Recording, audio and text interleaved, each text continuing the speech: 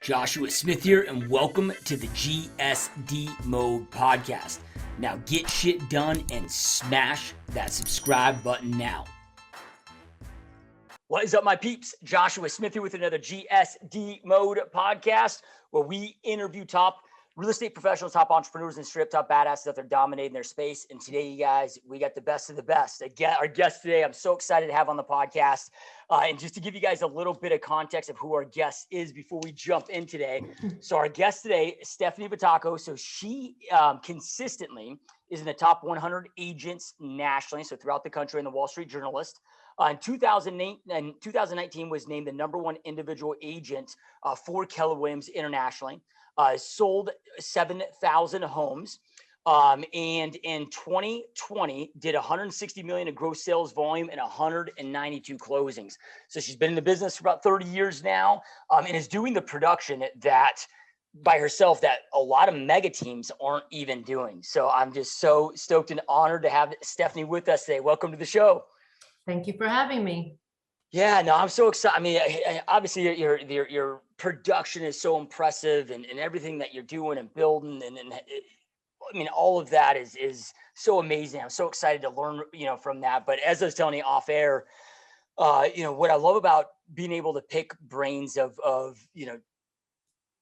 top producers like yourself that have also been in the industry. It's not just the production you're doing today, which is just mind blowing, but then the fact too that, all the changes that you've seen over, these 3 decades, as we were talking about, it's, you've got the dot-com bubble, you got 9/11, you've got the Great Recession, we've got now COVID, you've had, a massive earthquake that, disrupted a lot of things that you had to go with, through there. And the riots, we had huge riots here in Los Angeles too. The riots and the earthquakes were central to our area.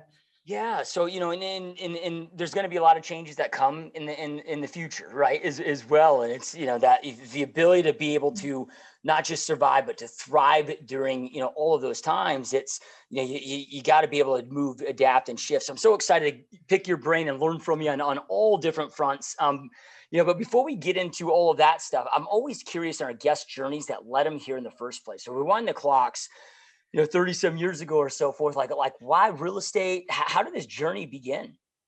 So I was in the fashion industry.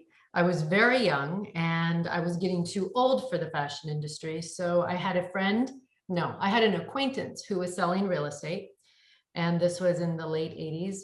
And at the time he was earning 6 figures. And I thought, I don't come from a background of money. I didn't have any, do this angle.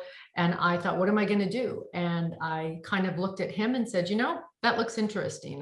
Real estate looks interesting. I think I'll give that a whirl. And that was my thought process.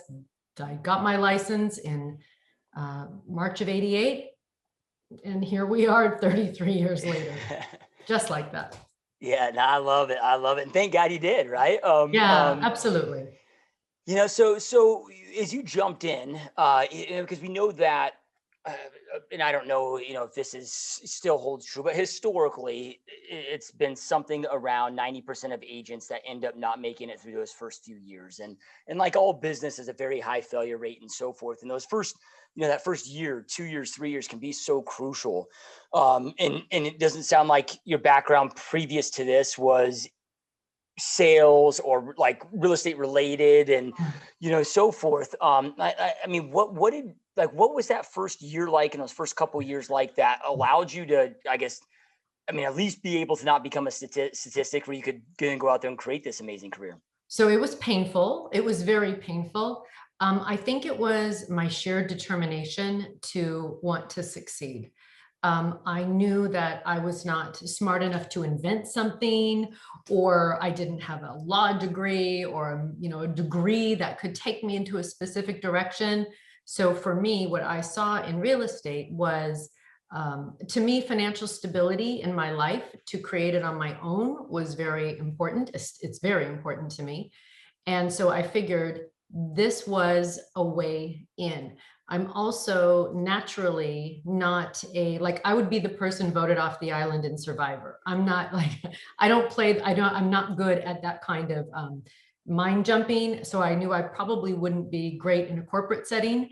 So this was something that I thought naively and young, well, if I just work really hard and fine tune my skills, look at all these people that I knew that were, had been in the business for decades and that were very successful. I thought, well, I should be able to do that if it's up to me. And so that was kind of my thought process, but the beginning was brutal. I mean, I remember sitting down with my father. I mean, I was really young, and I sat down with my dad and I said, okay, Dad, explain to me what the word equity means. I didn't know. I had literally gone from my parents' house to living overseas for a few years and then coming back. So it's not like I had owned real estate. My parents didn't own a lot of real estate or anything. So I was greener than green. In fact, in the very beginning, what I just did was I found 3 guys in the office who were doing a lot of business. And I went up to them and said, if I have questions, can I ask you? And of course, no one's going to say no, even if they mean no. So it would be to the point where I was harassing them with questions so much that every time I walked over to their cubicles, they'd pick up their phones like they were on the phone, so they wouldn't have to talk to me and answer my questions anymore, because I was just full of curiosity and wanting to learn. Yeah, I love that. So then, how did you? I think every new agent goes through that fear of, well, I'm new. Well, I mean, there's that, and it's justified. How did you get how did you not let that impact you? Because I can't say. I mean, we all probably have the fear, but like you still went out there and were able to get business.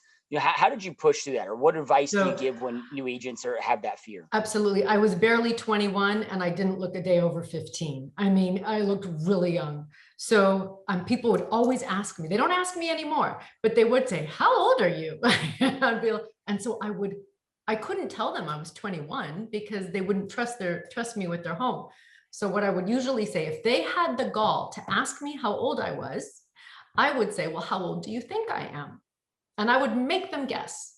And then of course, nobody's going to say, well, you're 17. Like they would just kind of go, well, you probably went to college. So you're probably not, whatever they would guess, I would say, you're close. And then I would just round up 2. So if they said 25, I would say, you're close. I'm 27. So I just didn't say you're right on the money. But then what the problem was, and they would always say, oh my gosh, you look younger than my kids. And who's going to list their house with somebody who looks younger than their kids? Or in many cases, I was younger than their kids. So what I started doing is like my first 50 files have a number written on it, because I realized you get to be friends with your clients in many cases, or you have continuing relationships. And I remember one time a client said a few months later, oh, you must be this age now. And I was like, oh my God, because I'm not a good liar. Like, what did I tell them how old I was? So I started writing down on the front of my files how old I told them I was. So I would do that. I would wear glasses. I wear glasses, but I wore contacts at the time. So I would purposely not wear my contacts and wear my glasses because I thought that made me look older. It probably didn't. And then what else I would do is, because I am legally blind, I would take my glasses off so I couldn't see them because I was intimidated. And if they were blurry or fuzzy, then it became a lot easier to talk to somebody that you can't see. Yeah. So I guess you just kind of fake it till you make it. Yep. No, I love that. So then, as you look over this, because it was 1988. So if I believe that, I mean, that was before even like IDX and that. So that was like MLS books, right? Hold on. My first contract, I got in my car I'm in the San Fernando Valley, which is a suburb of Los Angeles. And my first contract, I got in my car, and the seller lived in San Diego. I was selling his mother's house here in the Valley, who had died, and I needed to get it signed off. And so I had to drive to San Diego to get him to sign the contract, because the fax machine had my God, this is embarrassing. It really sounds pathetic, but the fax machine had just come out, and the NAR didn't recognize fax signatures as binding until like 6 or 8 months later. And then I was like, thank God. And the fax machine was that old. It was ridiculous. Yeah. So I go back. Yeah. And maybe you should cut that part out. and I look at like, okay, I've been in the industry this is my 16th, actually, I was 16 years ago this month, got licensed in, but even then it was like, there's no smartphones. We weren't using scanners. I never owned a computer before I got into real estate. Like there was no DocuSign. There was, and as I was reflecting back, I'm like, man, technology's made our life a lot easier in a lot of ways. It's complicated things. You know what, though? It's interesting because you would think we would have so much more time, but it's just like what we were talking about off air, right? Like you have a bucket full of things and all of a sudden it drops down to here, but then it immediately fills with other things. So in some ways it is much, much easier. In many ways it's much easier, but it's still, there's so many changes and it's continually changing. So as soon as you get comfortable with something, it's gone. What has been, whether it's one or a few of the hardest changes that you've seen during this time, to be able to adapt to, and or that just that have changed how business has been done through your career? So, well, one thing for me personally was letting go of my BlackBerry because when there was first you had the bag phone, ridiculous. And then the big Motorola phone and then the BlackBerry. And I mean, I was so fast on that BlackBerry, I could literally with one hand under the desk, just be typing out messages without even looking at it. So letting go of the BlackBerry and switching over to the iPhone was a big deal. But of course, as soon as your brain adapts and it's like, oh my God, how did I even function with that? I would say that each different stage is just a matter of adapting. I mean, it's like when the internet came out and we were all like, what was it? I remember someone said to me, it's the World Wide Web. You have to get on board, Stephanie. And I'm like, what is that? What's that going to do for us? And it was hard to fathom where we were going. So it is very interesting. Of course, if I knew now if I knew then what I know now, oh my gosh, but you just couldn't, it was so new and it was all being uncovered to us all at the same time. So we were all discovering it at the same time. Yeah. Yeah. I mean, when you hear this stuff that exists today, people would have said 20, 30 years ago of how life looks like, it would have just sounded like a science fiction movie. Oh yeah, absolutely. Absolutely. So then, what point? So you jump in in 1988, and again, you're young, new, dealing with looking like you're 15, as you were mentioning. What was that point or that time where earlier on in your career where it was just like, wow, like you hit that stride where you knew that like this was going to be something bigger than you had maybe thought when you first jumped in? That's a really good question. So in the beginning, I remember the guys that I worked for, there was a big whiteboard on the back of the office. And every time somebody made a sale or took a listing, they'd put their name up on the board.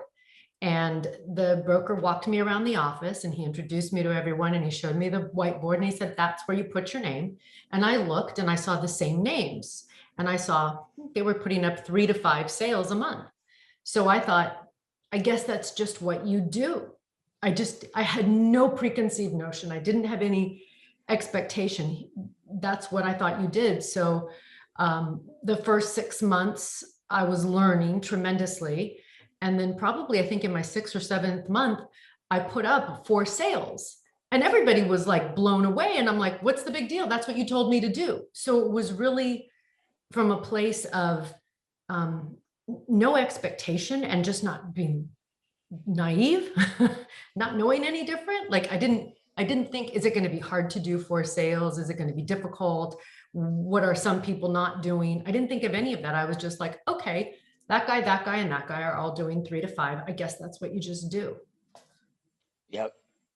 Love it. So then now as we start fast forwarding into, I guess more where we're at right now in your business right now, well, I guess the first question I'll have is, I mean, you do so much volume and as an individual agent, I can't even fathom the amount of volume that you do. So how do you structure to be able to handle that volume? Because again, as an individual, I mean, you're doing the production that a lot of, I mean, you're talking mega teams of 20, 30 agents are doing, and you're able to go out there and handle that type of production. You know, what are like the keys to allowing you personally to do that much volume?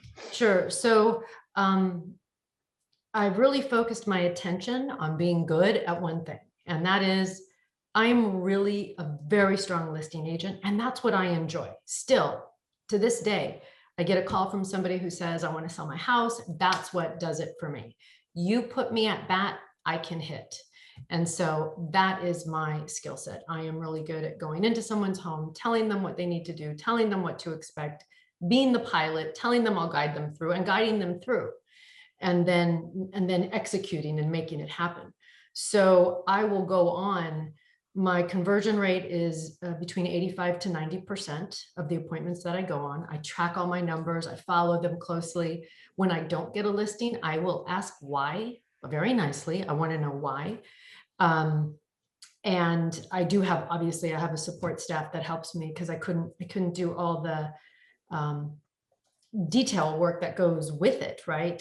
So I have, and by the way, when my business first started to really take off, which was probably around year 3, when I was doing probably over 100 transactions a year. And I had naturally just said, okay, logically follow the next steps. And it was to hire another agent to work for me. And I did that. And my broker at the time said, this was in like 91 or 2. He sat me down and he goes, Stephanie, you can't do that. You're not the broker. You can't hire under agents underneath you. Nobody did that then. And I was like, why not? He's like, because I'm the broker and I hire the agent. I was like, okay. So I had to figure out another way to do that. And that was by hiring people administratively. Okay, if I can't hire you as an agent, then I'll hire you administratively and I'll pay you to help me run this file. So I built my business that way. I built it where my skill set is going on the appointment, and I have people who support me with all of the details, just all the millions of details that go on. Yep. I love that. So, and I got a lot to unpack there with that. Yeah, I mean, the thing that I get, I don't know, half a dozen times a day, from podcast listeners to, just agents I know in the industry and so forth. I mean, right now with low listing inventory, everybody wants more listings and I get it. And I understand. Yeah, it is tough.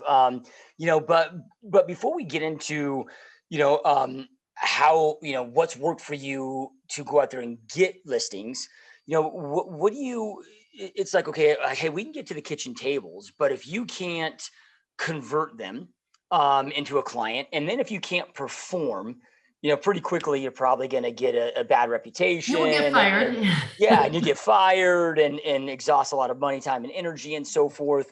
So you got to have like the machine built before, that you can feed all of these leads people into. And it sounds like you've built an amazing machine. And so if anybody's watching, listening, that is wanting to become, a stronger listing agent, a better listing agent, and get to the point where that is their focus.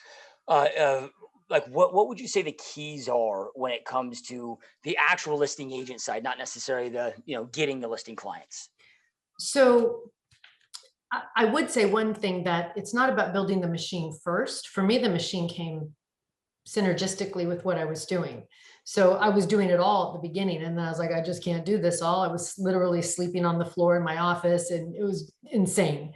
So then I hired one person and delegated part of it, and then that alleviated me. So I was able to do more business, of course, not go home and sleep.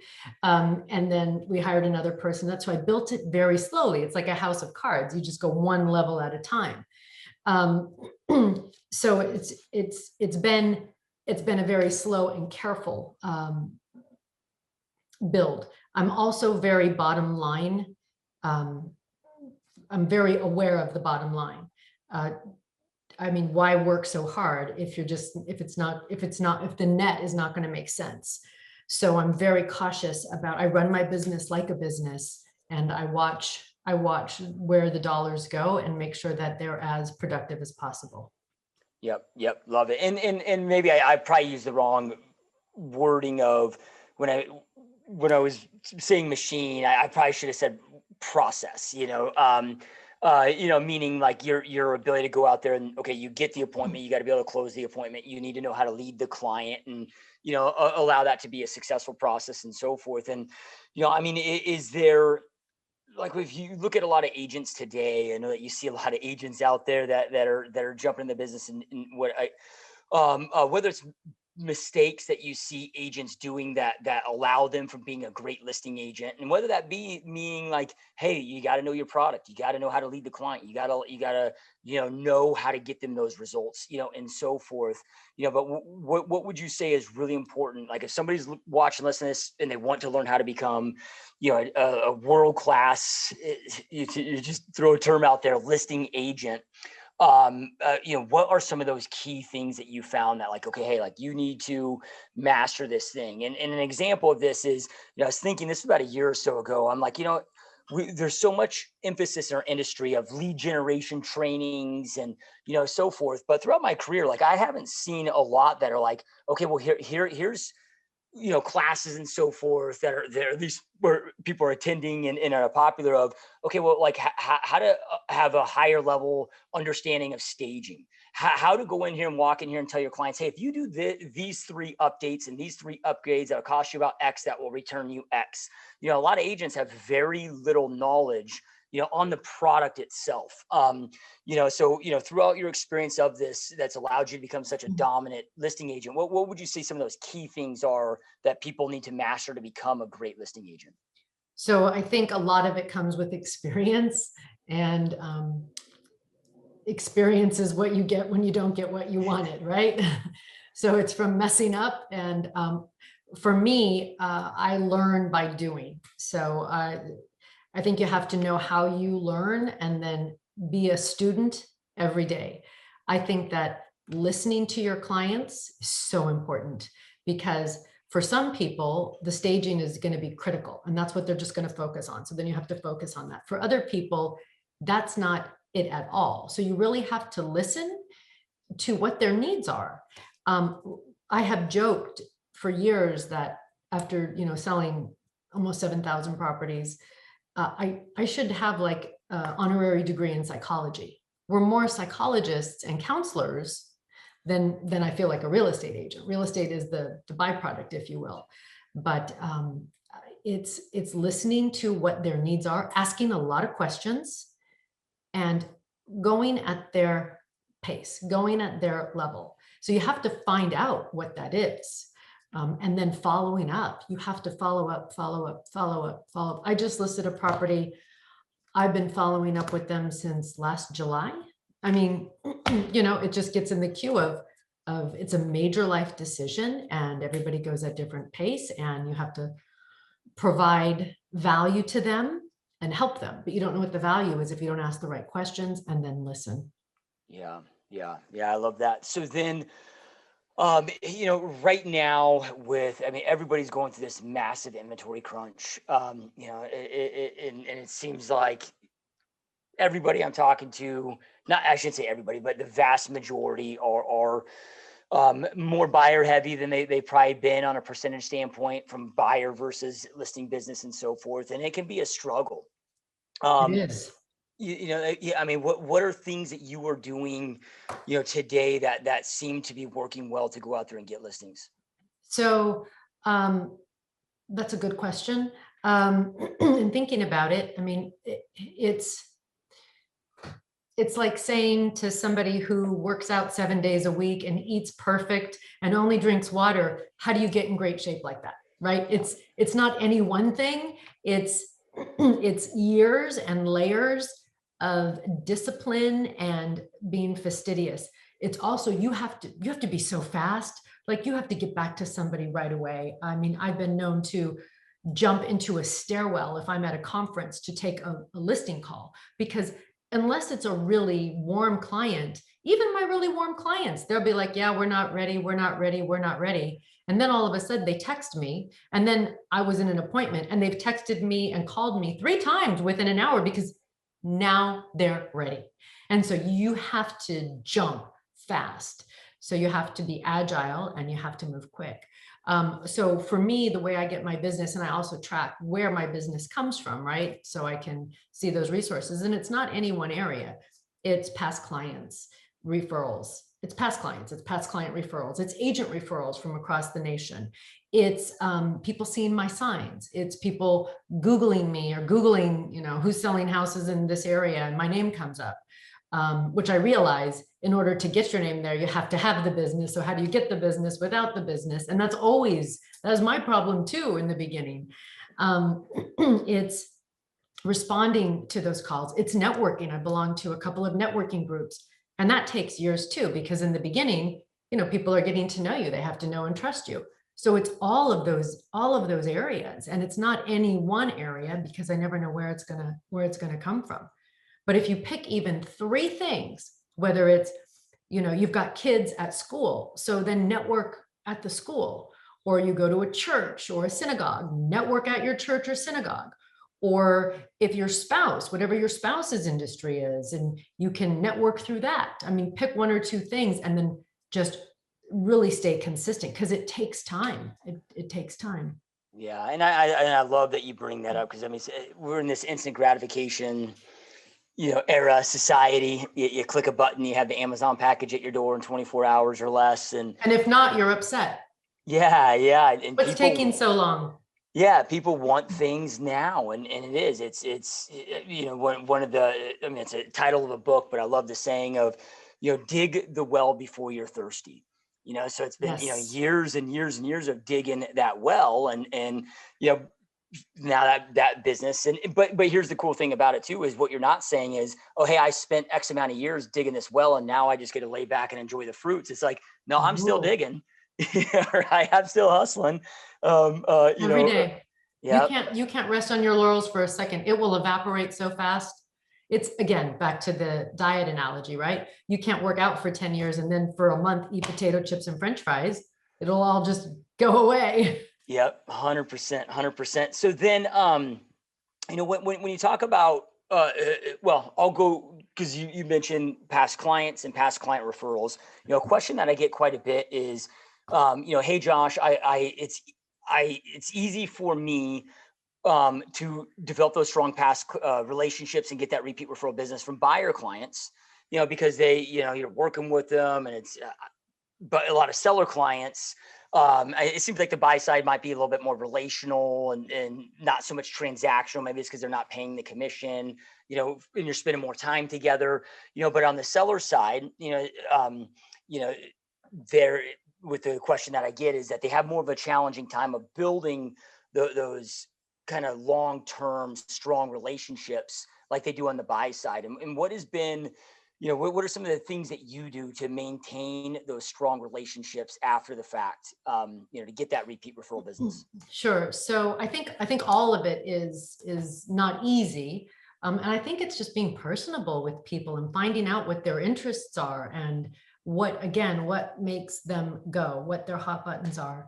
And then, how you stay in touch with them, how you follow up with them. I think that if they know that you care throughout the transaction, I think that that's a big deal. It's also how you execute. If they don't have a good experience, and that happens sometimes, where everything just goes wrong, forget it. There's not much you can do to salvage it. But I mean, one thing I do when a deal closes, and I can send people an expensive gift, and it's one thing, but I get the best response from every deal that closes. I send them a photo album of their house, and I put all the professional photos in there. And when I'm at a house and I go on the appointment, and I get the listing, I take my own photo notes, so that I'm not writing down, was it a gas stove, what was in the living room, et cetera. And I can always easily refer back to my photo notes. So I'll take pictures of their kids or their dogs, and when they close, I'll put those in the photo album as well. And every time I get more response from the photo album that I sent than the gift, if I send them a lavish gift or something. So it's doing things like that. Or if they have dogs, when it closes, I might send them, a bark box package, or something that is, be aware of their house and be aware of the things that they're interested in. and then act accordingly. If you know they're into sports and they've been supportive of you, send them Dodger tickets to a game or whatever it is that they enjoy. Yep. Love Things it. like that. So when you talk about, follow up, like the example that you just gave of the clients that you just listed their house, but originally met with them, last July. What does that follow up look like? And I guess where we're kind of going with this as well is, we seem to be in that time where everybody wants to automate everything, and losing that kind of personal touch. And I get it, right? Wanting to automate all of this stuff. And I don't know if that's been something that you've been able to do, or what, like what does follow up look like? And how do you stay on top of it, and what's important? It's a challenge, and the technology is a challenge because it's very flat. But I always ask, when can I check back? And they'll say, okay, call me in 3 weeks. Great. I call them in 3 weeks. How's it going? What's happening? Are you ready? We're not ready. We're not going to be ready for a few months, Stephanie. Okay. May I call you in a few months? Sure. Okay. Mark your calendar. Whatever, if it's a digital calendar, if it's a pen and paper calendar, whatever whatever works for you, and then get a system that works for you, and then follow up. Send a note card. Send a card in between. I once received one of the largest foreclosure accounts that I have. When the market's bad, of course, I'll sell foreclosures. There's not any right now. But all I did was I called the asset manager, and she really, was probably very upset. She answered the phone because there was this agent on the other line, like, oh no, not another agent. And I just said, can I send you a package? She, of course, said, sure, thinking she'd never hear from me again. And then I just sent her a postcard every 2 weeks, another postcard, a real estate postcard every 2 weeks. And 13 months later, when a property popped up that I was doing a short sale on, it got foreclosed on. She was the asset manager, coincidentally. She saw my name on the short sale file, and she's like, oh, that's that girl that's been bugging me. And she called somebody else who had the account. And she said to them, what do you know about this Vitacco girl? Can she execute? And luckily, they said, I happen to know her and she's good. So it's things like that, though, right? If I would have just said, hi, my name's Stephanie, we don't want any, and you go on. No, but I nurtured it. And I just followed up, and then followed up some more. Yep. Love it. So then when you had that what do you want to call aha moment, or that clarity that, hey, I need to start focusing on listings, and that's going to be my focus. How did was it one of those things where you just boom, just were like, okay, I'm not going to work with buyers. I'm not going to focus on buyers. I am just going to do this one thing. Or did you gradually ease yourself into it? So for somebody that's wanting to make that their primary focus, it was gradual. Okay. It was very gradual, because buyers, of course, if you have to support yourself like I did, you have to earn a living. And buyers are obviously, well, not right now, it's not, because it's so hard with buyers, but buyers in a regular market or normal market, or not crazy market, I should say, are a steady flow. So I was working with buyers, but also working with sellers equally, until it just started to go like this. Yeah. And then I refer out my buyers to other people so that they could handle it. I just couldn't do it all. And still to this day, some of my clients, I will still work with them as buyers, although majority of my business is listings. Yeah. And that's what I was going to ask for the next question of,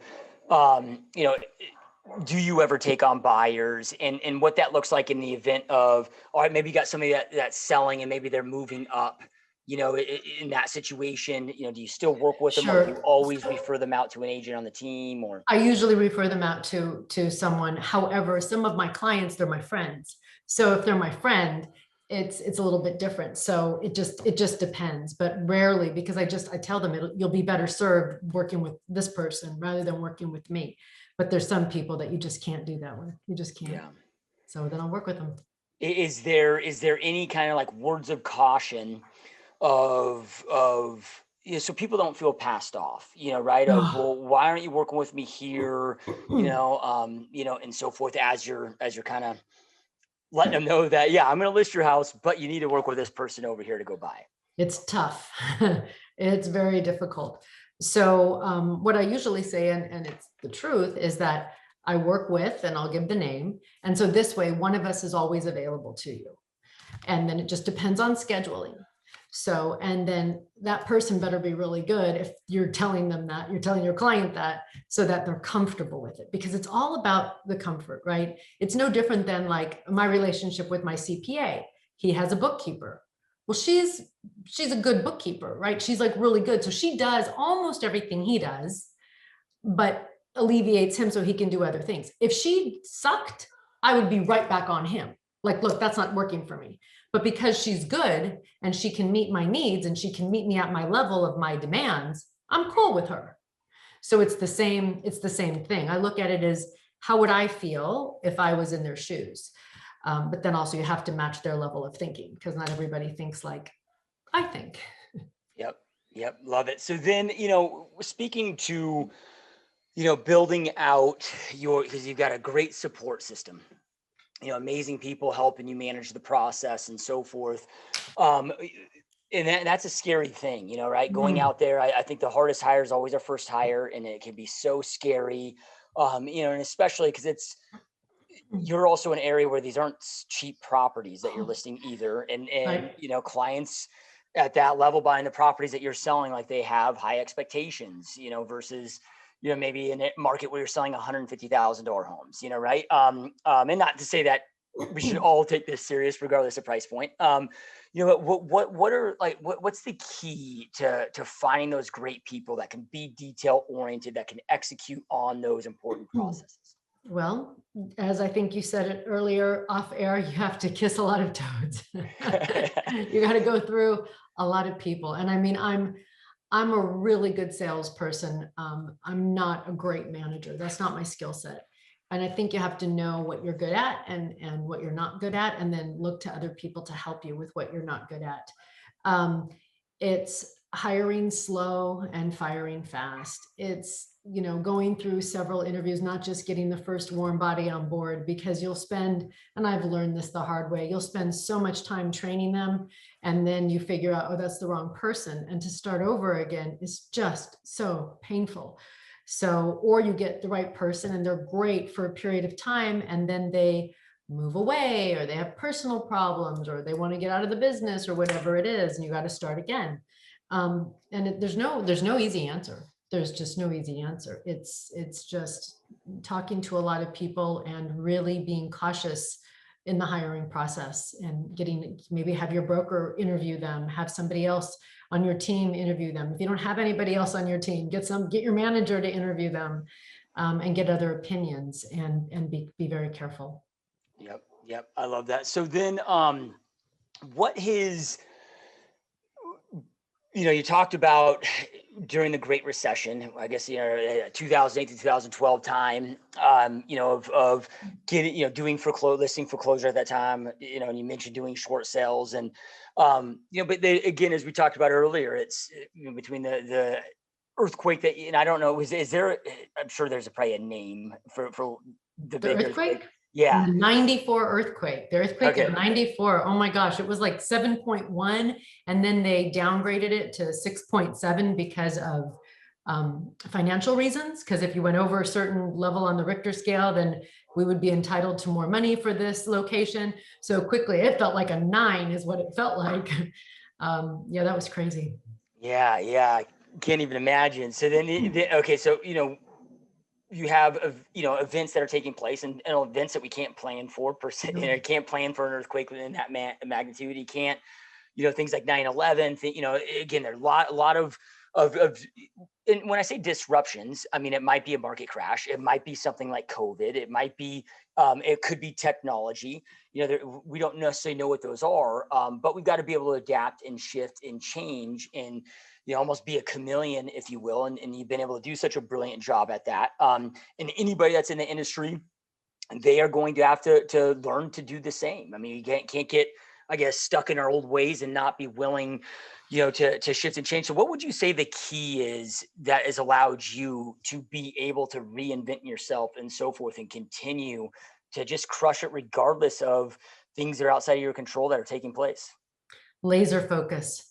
Stay focused, keep your eye on the ball, and just stay extremely focused on what you're working on, and have people around you that can adapt to the changes for you. I'm the kind of person that I want to understand everything about it. So I'll go down the rabbit hole, which doesn't do me any good. So I've learned to almost ignore it and let somebody else figure it out and then come to me and go, here, this is what we're doing and this is why.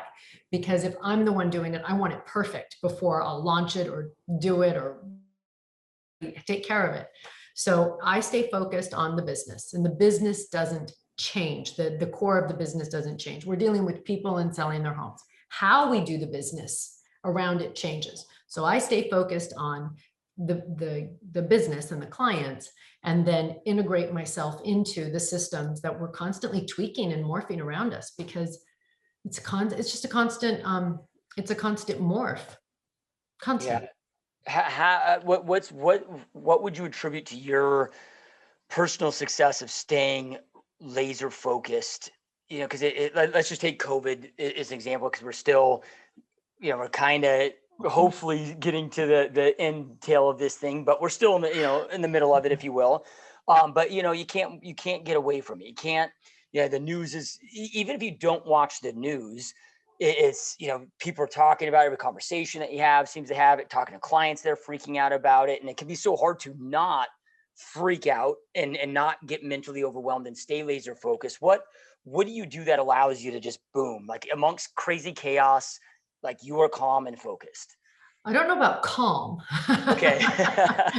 But I am focused. I mean, I'm the one that goes like, oh, I don't want to listen to it. I will tune everything out to stay on track, almost to the point of, I don't know what's going on around me sometimes. I mean, the joke in my household is there will be some, weird, whatever you call that, paparazzi fact or something. And it's big news and everybody knows about it. And like 6 months later, I'll come home and I'll tell my husband, oh my God, did you hear that this happened to this celebrity? And he's like, Stephanie, that was 6 months ago. And I'm just so focused on, I have tunnel vision on what I do. So for example, when COVID hit, and so shelter in place in California was March 19th. It was a Thursday afternoon. I think we all remember where we were when we got the call that you were going to have to stay at your house. Like, what are you talking about? And I remember just thinking, how do I navigate this? How do I negotiate this to be safe, but still be productive? Like, what can I do? Okay, there's got to be a way to still do this. When they say the door is closed, okay, is the back door open? Can I go in through the back door? Is the window, open a little bit, like in a good way, not in a defiant way, but like, instead of just being told to sit still and not do anything, well, what can I do? What are the options?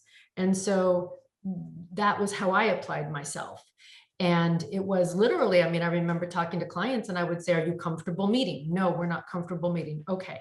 What about Zoom? Well, we don't have a computer. We're older and we don't do that. Okay. How about this? Are you comfortable if I come over and we stand outside and I'll stand, 10 feet away from you? Okay, that works. Like, so it's asking questions until they're comfortable. If they're comfortable with Zoom, do Zoom. If they're comfortable having you outside in the beginning, that's what I did. Now, of course, people are more comfortable, or I would say I'll come over, I'll wear a mask, I won't touch anything, I'll take my shoes off, whatever. So again, it's matching the person's level of comfort and dancing within that. Yeah, love it. Yeah, because I mean, you're also in, I might be wrong on this, but I think LA County is like has been the most shut down places like here in Phoenix. I mean, we had that initial, I don't know, 4 to 6 week, where everything was shut, gyms, restaurants, but outside of that, I mean, other than having to wear a mask everywhere, it's kind of been life as usual, but like you guys, I don't know, have you still? So my gym just opened up a month ago. Yeah. Just opened up a month ago. So, I mean, I mean, people will shame you if you're, there was a point when I was still going to my office because I'm like, I gotta conduct business. And although I could work from home, I have a team, I have a staff. So they deemed us, I remember in the beginning, they deemed real estate non-essential. Then CAR fought and they deemed us essential the next week. And then the next week they deemed us non-essential. And then the next week they deemed us essential. And the whole time I was like, we're going into the office, we're working. If you don't feel safe, don't come in. and I'm going to show up every day and I'm going to continue until they tell me to go home. And we were essential, so we could continue to work. But I remember thinking, are they going to like martial law going to show up and say, Vitacco, go home? Until they did, I was like, I'm going to just continue within the confines of what I'm understand I can do legally. Yeah, but it's California, you know. Need I say more that over 50% of my clients last year moved out of state. Yeah, it's been crazy. So then, all right, so 33 years, 32 years, 33 years in the industry. What has, you know, because I mean, talking to you, I mean, you still seem like, man, I mean, tons of passion, tons of energy, tons of love for this industry and what you do. What is the key of, or what has been the key for you of keeping that alive? You know, not getting burnout, because again, it can be an emotional industry, or you know, like we take Oh on my a lot. God. It's like what allows you to keep the love and the passion and the excitement after 3+ decades of doing this and still have that fire lit? It's a good question. um, I enjoy the action. I enjoy being good at what I do and knowing that I can go into someone's house and make it a smooth process if they listen to me, and doing and providing a good service. And I enjoy it. I mean, one of my favorite sayings is, work is only work if you'd rather be doing something else. And I'm good at this and I enjoy it. I enjoy the action. I enjoy the people. I meet so many interesting people. And even if I'm in someone's house and I'll say, look, you know what, it doesn't make sense for you to sell. But now that I'm here, let me ask you some questions, and I'll just pick their brain for 15 minutes or 20 minutes about who they are and what they do. And I mean, you meet some of the most interesting people, and it's all 6 degrees of separation. So you'll hear crazy stories, or you just look at one picture on the wall and have them talk about it. And it's wild. It's fun. I think it's fun. Yeah, love it. So is there a key for you that has, to not, because when you love something that you do and you're passionate about it, and it's easy to kind of get to that obsessed place, but at some point we need a little bit of, I guess, pause or rest or recuperation, or so we don't get overly exhausted or burn out. Is there like a rhythm that you found for you that helps you avoid that? Yes. And that is a tough one, because in real estate, there's no pause button, and you stop, it stops. So that's a challenge. For me, I do like to work out. I'm a much nicer person when I work out. So, if I can get that in, a few times a week, that to me makes me calmer and a nicer person. I'm not a big vacation goer. It's just not high on my list. I'm fortunate that I live in a beautiful home, and I'm happy to stay here and be quiet and do nothing when I have the time to do nothing. And probably just sleep. I think sleep is really important. Yep. How, and I know this is such a tough question. I apologize for even asking this question, but I have to ask it because Okay, I'm ready. I get it a bunch right now too. And again, you have so many years of experience and you've seen so much and so forth of, right now feels a lot like 2005, 2006. And we all know what followed that, but there's also differences of it too. But you got a lot of YouTube videos, a lot of things that, the next market crash, and who knows if it's bait, clickbait or what it is. But a lot of people are wondering like where's this going? Because I mean, it's when you have this rapid, crazy, whether we want to use the word inflation or rise of what it's going, historically, it doesn't always turn out, well. I mean, there's always, Newton's laws of physics of what any action is followed by equal and opposite. Yeah. So like, what are you seeing where this goes, and or another way of putting it might be, like what are you doing to prepare, for a shift if a shift happens? Sure. So it is unprecedented appreciation. It's insane. I mean, it's just crazy what we're seeing, even from houses that were selling last September, October to now here at the end of April. It's just nutty. It doesn't make any sense. And as one of my long-term clients said to me, Stephanie, the trees just don't keep growing to the sky. So this is my third up market. I've been through 2 horrific down markets. We know it goes in cycles. We just don't know when the cycle will shift or what will be the catalyst. So knowing that, I know you can't just have a market that always goes like this, nor when it's going down, will it just keep going down. Eventually it will stop. It can only go down so far and it will level. In my experience, cycles go in 8 to 10 years. In our market, we're in year 10. I do think that COVID has kicked the can down the road. I think that with low interest rates and the infusion of all of the money that's propping the market up, I do think that that's kicking the can down the road. I don't know what it will be. I don't think I'm not smart enough to predict that.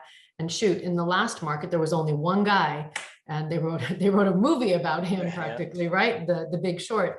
I forgot his name, Michael something, who saw it, and no one else, not even Greenspan, saw it. So I know that I'm not smart enough to know what it is. I know that the market goes in cycles. So it's kind of like if you remember when you were a kid and you played musical chairs and the music was going a little too long, you started to get like, just watch the chairs. You got a little closer. The beginning of the music, you're just whipping around. The longer the music went, you watch the chairs a little more carefully. And I think it is just being aware. I watch the stats. Every month our board puts out the stats, how many new listings, how many sales that went into escrow, and how many closed. And I actually started saving them in the early 90s.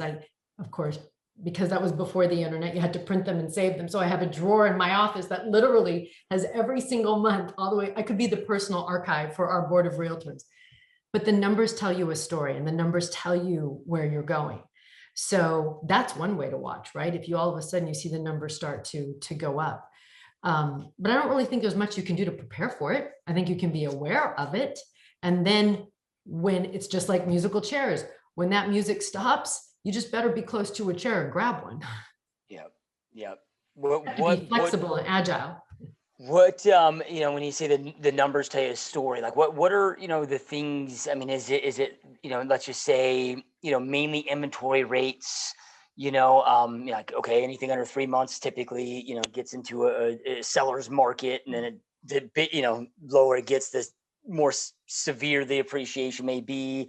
I mean, are there certain numbers when you were looking at those monthly that you are really paying attention to, that kind of allows that, it's that lag indicator for you, if you will? Sure. So in 2007, I noticed, and I don't remember what the exact numbers were, but in 2007, you could literally look at the month-end inventory, and maybe it was 7,000. And then the next month it was 7,700. And the next month it was 8,400. It just kept growing, like it was just exploding. So after 2 or 3 months of that, it's like, wait a minute, hold on, what's happening? And then of course the bottom fell out. So and even though you're watching it though, that's even nerve-wracking, because then you know something's going on, but you really don't know what to do. So I don't know that there's a lot you can do proactively other than just keep watching and just be open-minded and be ready to shift. And then you just have to reinvent yourself. And that's kind of what real estate is anyway, right? Or most businesses that can be volatile. You have to figure out how to get in there and rework it when it does start to shift. And it's painful. It's very painful. Yeah, it's like what Darwin's, out of all his research, right? It was the conclusion is it's not the strongest that survive, of the species. It's the species that can shift and adapt to change in the quickest and best fashion, and stay on your toes. Yep. Yep. Love it. So I got one last question for you, but before we jump into that, Stephanie, if anybody that's watching and listening to this, if they want to continue following you on this amazing success journey that you're on, or if they have a referral, I mean, we're all really, tied to the real estate industry, realtors here. If they have a referral for your market, your area, like where are the best places to follow you, to watch all the amazing things that you're up to get in touch with you, send you a referral and so forth? Sure. So I probably on Instagram, I'm just my name, Stephanie Vitacco, on Instagram. I cover the northern Los Angeles area, the San Fernando Valley. Think Calabasas, think the Kardashians. That's kind of my hood, my area overall. And my cell phone, it's the best way to reach me, which is 818-298-1187. Yep. Awesome. And then anybody that's watching and listening, as always, if you just scroll below, because I know a lot of you are driving in the car and so forth, if you just scroll below, I have all of Stephanie's contact info down there, websites, social media handles, all of that to make it super easy. Yep. All right. So with now that you've had this, 3 decades plus of a career, if Stephanie today, knowing everything that you know now, if you could go back and have a conversation with yourself when you were 21, just getting into this industry, and you knew, like, you're younger, like you knew what was you would listen, like your younger self is seeing you almost like you showed up in the Back to the Future DeLorean, you come out and you're like, hey, right? And we're able to give yourself a couple pieces of advice that you feel would have just been a massive game changer that you wished you would have known, again, knowing everything you know now. What would that advice be? Buy Microsoft stock and buy Home Depot stock. Okay, all joking aside, probably to just be patient and know that if you dedicate yourself and you apply yourself and you apply yourself to learning and really honing your skills, the success will follow. And if you put your clients' needs first, your success will follow. It always does. I probably also would have been a little more strategic about where I develop my business. So where I'm in the San Fernando Valley, that's the feeder to the city of Los Angeles, which is Beverly Hills, Santa Monica, Brentwood, which is 5 times the price point I'm in, or 4 times the price point I'm in on average. So that would probably be the one other thing I would have probably said, you should just start over there. But I grew up here in the Valley and it's where I knew. So I wasn't thinking that strategically. I was just jump in and swim. Yep. Love it. Powerful stuff. And, Stephanie, I know how busy you are, and the fact that you took time out of your busy day to be here with us is truly an honor. And it truly means a lot. And just want to thank you so much for being here with us. It's been amazing. My pleasure. Thank you for having me. Yep, 100%. And those watching, listening, as always, we truly appreciate your support, truly appreciate you being here. Keep up the amazing work, keep kicking ass, and we will see you next time. Peace. I hope you enjoyed this GSD Mode podcast episode. Now make sure you get shit done and smash that subscribe button now.